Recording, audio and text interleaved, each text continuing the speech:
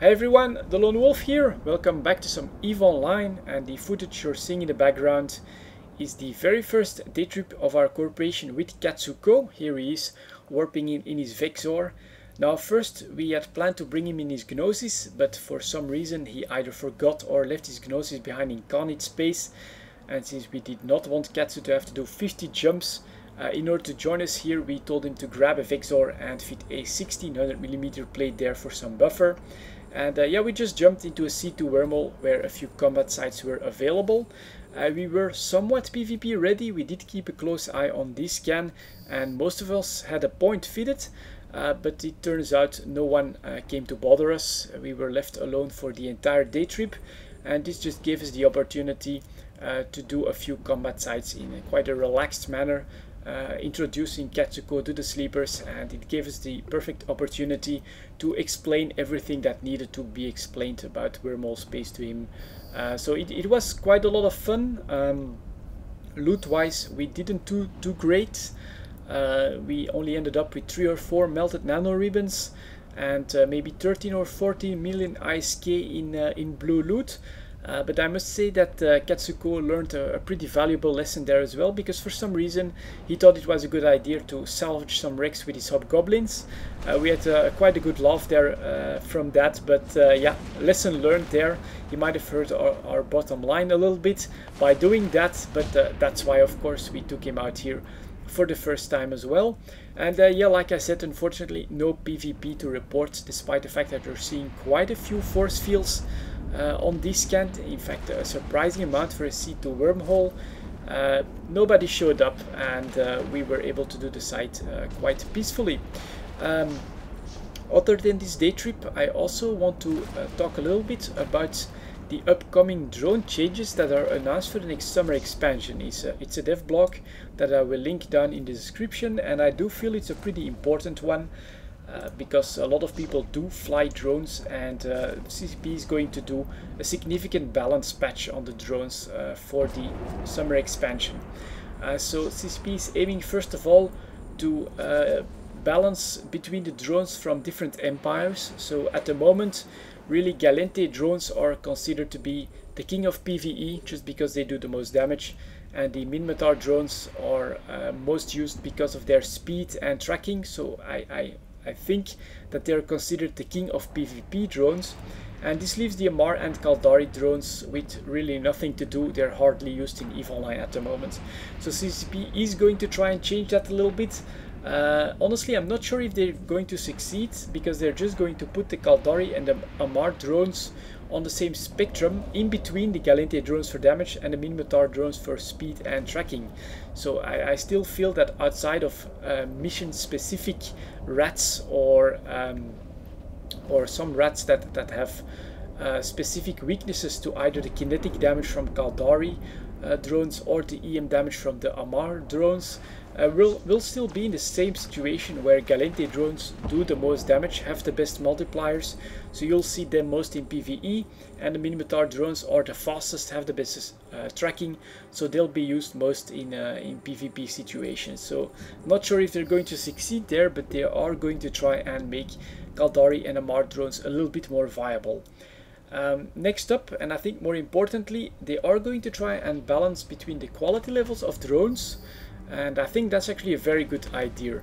All our new members have tried to go for drone ships, so Arvales, Cedar Bandit and Katsuko have started out with like Gallente ships because they see us using them so much, but honestly the only advice that we could give them was go for those Take 2 drones as quickly as possible.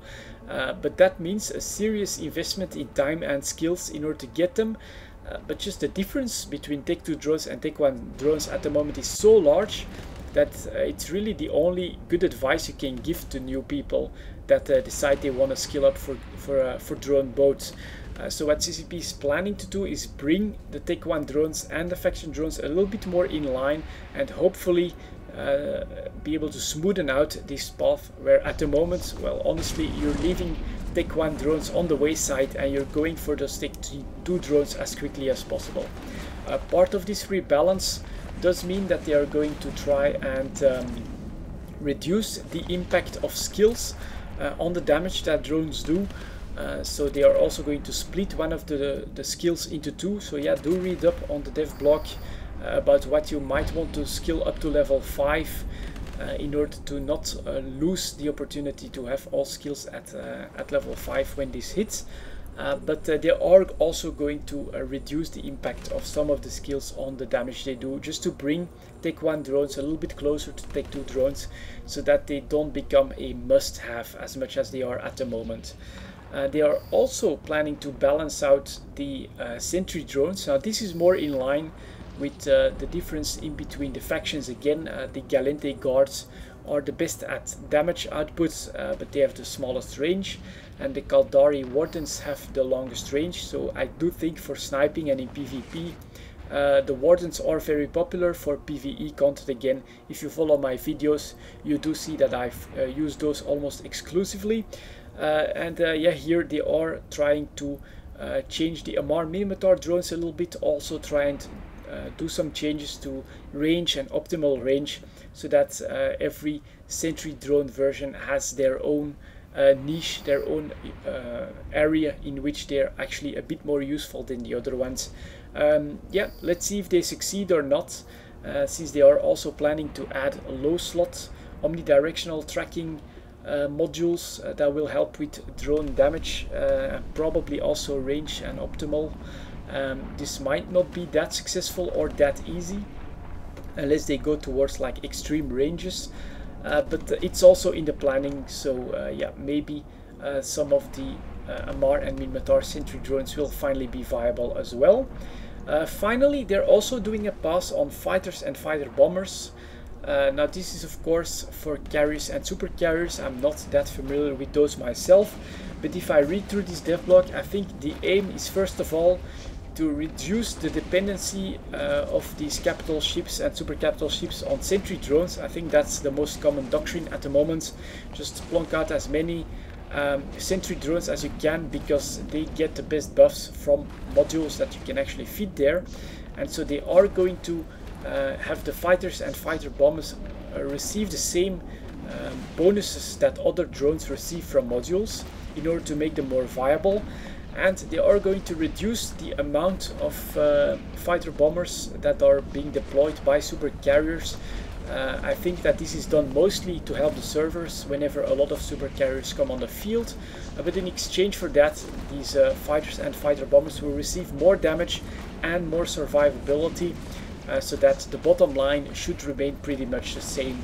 But yeah, there you go. That's definitely a devblog you should check out if you actively use drones yourself. Plan for the expansion as well, skill wise, and I think most of this is in the right direction, especially the difference between Tech 1 and Tech 2 drones. If they can smoothen that out a little bit, it's definitely going to help new players out. So yep, here we go guys. We're actually finishing off the battleship right here. That's going to be the final sleeper we destroy in this site. Thank you very much for watching, and I'll see you all next time.